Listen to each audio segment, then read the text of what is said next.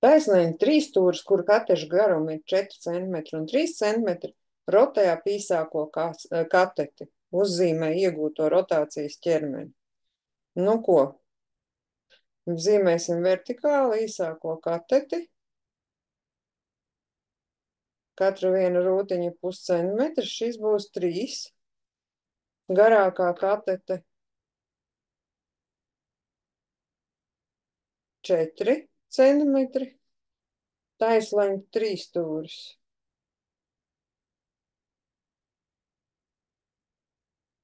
Rotē ap īsāko kateti. Paskaitīsim, kur būs simetriski 4. 4 rūtiņas. Garākā katete. Un rotācijas ķermenis. Rotējam šo te trīsstūri un aizmugurējā līnija neredzama. Iegūstam konusu. 7,1 punkts ir izpildīts, un tagad nosaka iegūtā rotācijas ķermeņa rādijus. Nu tad rādijus mums ir acīm redzams šie tie 4 centimetri. Paldies par uzmanību!